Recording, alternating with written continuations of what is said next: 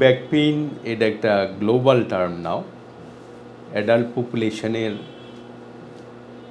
70 থেকে 80% পিপলের লাইফে কখনো না কখনো ব্যাক পেইন হয়। এটা খুবই একটা স্বাভাবিক বিষয়।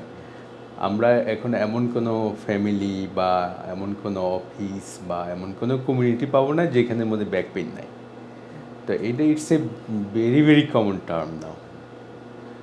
তো এই ব্যাক পেইন যখনই আমরা বলি তখন আসলে ব্যাকের কোথায় পেইন, ব্যাকটা আসলে কি? তো ব্যাকটা মূলত হলো যে আমাদের বলা হয় ব্যাকের বাংলা মিনিং হলো পিছন বা ফিট। তো পিঠ যখনই বলা হচ্ছে তখনই আমরা সাধারণত যেটা বুঝি সেটা হলো যে আমাদের এই কাঁধ থেকে একদম সিক্রাম পর্যন্ত এই জোনটাকে আমরা পিঠ বা ব্যাক হিসাবে মনে করি। আর হলো উপরে যেটা সেটা আমরাকে নেক বা ঘাড় হিসাবে বলে থাকি। তো এইখানে যেটা ইম্পর্টেন্ট সেটা হলো এই ব্যাকের সঙ্গে আমাদের মেরুদণ্ড সম্পূর্ণরূপে জড়িত। তো আমাদের স্কাল মানে হেডের নিচ থেকে একেবারেই কক্সিস বোন, সার্ভাইকেল 1 থেকে কক্সিস, এরকম 33 ভার্টিব্রা নিয়ে এই মেরুদণ্ড গঠিত। তো এই মেরুদণ্ডের আমাদের কাঁধ থেকে যদি আমরা নিচের দিকে কোথাও যদি পেইন ডেভেলপ করে, then we can say this is the back pain. সেটা ইভেন আপনার কক্সিস বা যেটাকে আমরা বাম বলি সেখানেও যেতে পারে। তো এই ব্যাক পেইনের মধ্যে আবার আমরা এটাকে ভাগ করিনি, সেটা হলো upper back pain, mid back pain, low back pain. তো সেটা যদি আপনার পিঠের উপরের অংশের দিকে হয় আমরা সাধারণত বলে থাকি যে আপার ব্যাক পেইন, আর যদি মাঝামাঝি হয়ে থাকে সেটাকে বলি মিড ব্যাক পেইন, আর নিচের দিকে ইভেন বটম পর্যন্ত যদি হতে থাকে তখন সেটাকে আমরা লো ব্যাক পেইন হিসেবে বলে থাকি। তো ইন জেনারেল যেটা দেখা যায় সেটা হলো যে বেশিরভাগ মানুষের লো ব্যাক পেইনে হয়ে থাকে এবং এটা নিয়ে মানুষের সবচেয়ে বেশি সাফারিং হয়। এখন কথা আসতে পারে যে এই লো ব্যাক পেইনটা আসলে কেন হচ্ছে। তো আজকে আমরা মূলত এখানে স্পাইনাল লো ব্যাক পেইন নিয়ে প্রথমে কথা বলতে চাচ্ছি।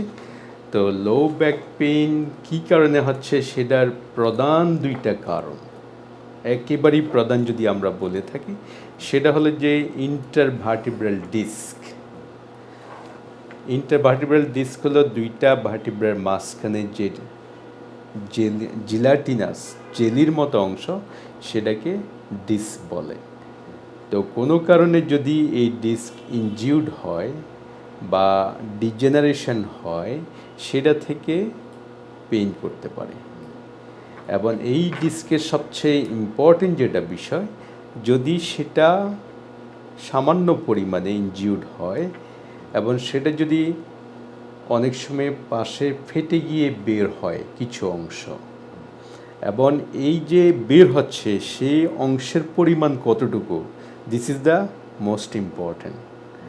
যদি পরিমাণে কম থাকে এবং পাশে যে অংশটা থাকে এটাকে বলে নিউরাল ফোরামেন, এই নিউরাল ফোরামেন দিয়ে নার্ভ বের হয় যেটার মাধ্যমে আমরা সেন্সেশনটা বুঝি, অনুভূতি বুঝি।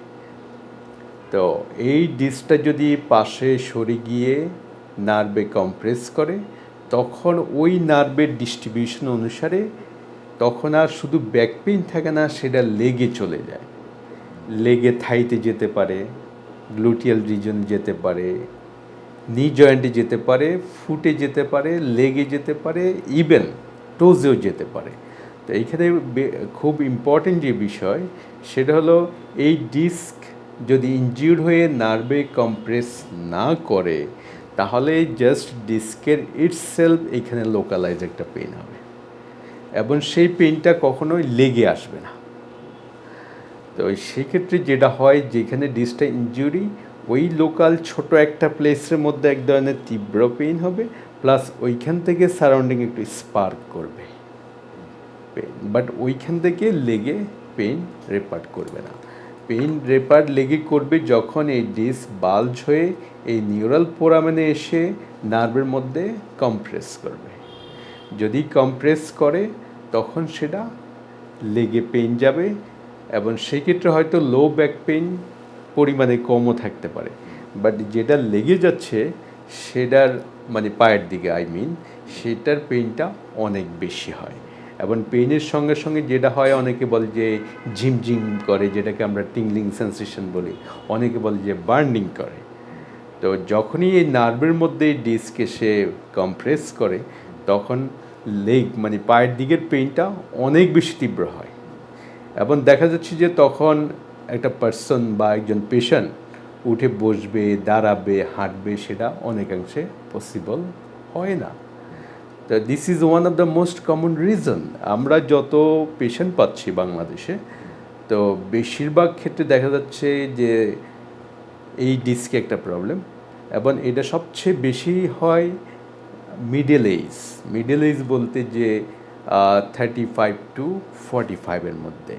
এটারও একটা রিজন আছে। রিজন হলো যে ওই সময় যেটা হয় সেটা হলো ডিস্ক মোটামুটি জিলাটিনাস থাকে, এটা একটা বিষয়। সেকেন্ড হলো যে মিডল এইজে মানুষের আমরা যেটাকে বলি যে লাইফের অনেক লায়াবিলিটিস থাকে, এবং অনেক ধরনের অ্যাক্টিভিটিস করতে হয়। ফ্যামিলি রোল করতে হয়, সোশ্যাল রোল করতে হয়, জব রোল করতে হয়। এই বিভিন্ন বিষয়গুলো নিয়ে যেটা হয় যে তাতে দেখা যায় যে মানুষের যে বডির ফিজিক্যাল ফিটনেস সেটা কিন্তু কম থাকে। তখন দেখা যাচ্ছে যে এক্সট্রা লোড নিতে গিয়ে তখন এই ডিস্ক ইজিলি ইনজিউর্ড হয়ে যায়। তো ইনজুরি থেকে দেখা যায় যে সাফারিং শুরু হয়।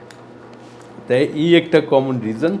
সেকেন্ড মোস্ট কমন রিজন যেটা আমরা বিশেষ করে 50+ পিপল যাদেরকে আমরা পেয়ে থাকি, 50+ থেকে 60 হতে পারে, 70 হতে পারে, ইভেন 80 হতে পারে। তো তাদের ক্ষেত্রে যেটা সবচেয়ে কমনেস্ট প্রবলেম হয় সেটা হলো যে প্রত্যেকটা ভার্টিব্রার দুই পাশে দুইটা জয়েন্ট আছে, রাইটেও একটা আছে, লেফটেও একটা আছে, দুইটা ভার্টিব্রার মাঝখানে। তো এই জয়েন্টগুলোকে বলে ফ্যাসেট জয়েন্ট।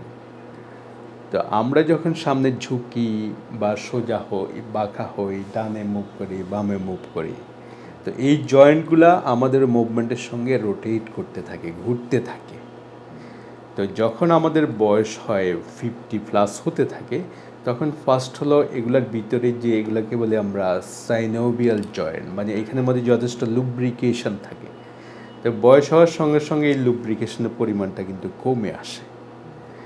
তো তখন দেখা যাচ্ছে যেটা হয় সেটা হলো যে হয়তো বসার থেকে দাঁড়াতে গিয়ে জাস্ট এই জয়েন্টের মধ্যে একটু ফ্রিকশন হয়ে গেল। ফ্রিকশন হওয়ার সঙ্গে সঙ্গে যেটা হয়, এই জয়েন্টের মধ্যে ইনফ্লামেশন ডেভেলপ করে যায়। ইনফ্লামেশন যখনই ডেভেলপ করে যায়, তখন এইখানের মধ্যে যেদিকে মুভ করতে যায় এক ধরনের ফ্রিকশন ক্রিয়েট হয়। ওই ফ্রিকশনের জন্য ব্যথা হতে থাকে, এবং এই ব্যথাটা খুব তীব্র ব্যথা। এটাকে বলে আমরা লক হয়ে যায়। এইবার অনেক পেশেন্ট আছে যে সামনে যে ঝুঁকা আছে সে যে সোজা হবে সেটা পারে না। তো এইটা ওয়ান অফ দ্য রিজন। এটার পাশাপাশি আরও অনেকগুলো রিজন আছে। তার মধ্যে হলো আমরা বলি স্পন্ডাইলোসিস, যেটাকে ডিজেনারেশন অফ দ্য স্পাইন বলে। স্পন্ডাইলোসিসের মধ্যে আসতে পারে যে ডিস্কের ডিজেনারেশন, যেটাকে ক্ষয় হিসেবে বলে। আর এটা আসতে পারে এই ফ্যাসেট জয়েন্টগুলার ডিজেনারেশন হতে পারে। অনেক সময় এই যে ভার্টিব্রাল এন্ড প্লেট আছে, এগুলার স্ক্লেরোটিক চেঞ্জ, মানে নর্মাল যেভাবে থাকার কথা সেভাবে নাই, সেটা হতে পারে। অনেক ক্ষেত্রে যেটা দেখা যায় সেটা হলো যে বয়স হওয়ার সঙ্গে সঙ্গে এই যে ভার্টিব্রাল এন্ড প্লেট যেগুলো আছে, এই এন্ড প্লেটগুলোর মধ্যে অস্টিওফাইট ডেভেলপ করে। তো অস্টিওফাইট যেটা, সেটাকে বলে এক্সট্রা বোন টিস্যু। তো এই এক্সট্রা বোন টিস্যু কখনো বডির জন্য ভালো, কখনো খারাপ। ভালো এই অর্থে সেটা হলো প্রোটেকটিভ মেকানিজমের জন্য সে এখানের মধ্যে এক্সট্রা বোন টিস্যু গ্রো করা। তো এটা খারাপ কখন? খারাপ হলো এই অস্টিওফাইট যদি বডির কোনো পজিশনে এসে কোনো একটা নার্ভের মধ্যে হিট করে বা কম্প্রেস করে, তখন দেখা যাচ্ছে ওই নার্ভের মধ্যে ইরিটেশন হয়। ইরিটেশন হওয়ার সঙ্গে সঙ্গে নার্ভের যে ডিস্ট্রিবিউশন এরিয়া আছে, ওই ডিস্ট্রিবিউশন এরিয়ার মধ্যে সিমটম, বিশেষ করে পেইন আসতে থাকে, টিংলিং আসতে পারে, বার্নিং আসতে পারে। তো এইটাও one of the common reason for the elderly population. Then আরটা আসে যে স্পন্ডাইলোলিস্থেসিস। লিস্থেসিস এটা যেটা হয় যে দেখা যাচ্ছে যে একটা ভার্টিব্রা সামনে পিছনে চলে আসে কিছুটা, এটা বেশিরভাগ ক্ষেত্রে হয় অ্যাক্সিডেন্টাল কেসে। তো আমাদের দেশে ইন জেনারেল যেটা দেখা যায় যে মানুষ একেতে হলো যে ট্রান্সপোর্ট হিসেবে রিক্সাটা হলো প্রধান ট্রান্সপোর্ট ইন জেনারেল। তো এই রিক্সা থেকে পড়ে যাওয়ার ঘটনাটা বাংলাদেশে মনে হয় সবচেয়ে বেশি। এটা একটা কারণ হতে পারে।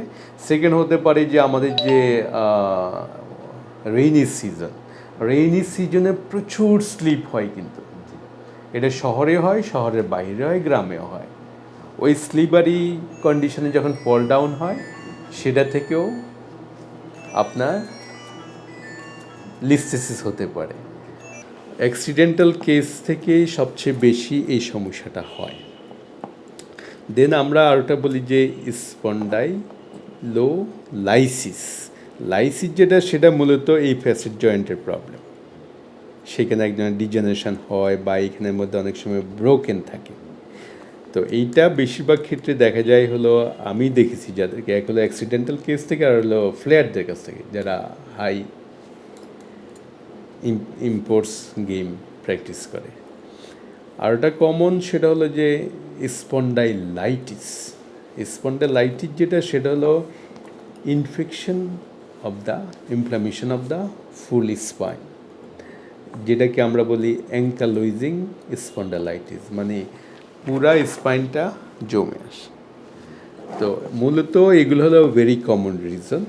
এটার পাশাপাশি যেটা আছে সেটা হলো যে মানুষের পজিশনাল, যে মানুষের অ্যাকচুয়ালি যে তার লাইফস্টাইলের কারণেও কিন্তু তার ব্যাক পেইন ডেভেলপ করে। বাট পেইনটার রিজন হলো যে inside this is the structural.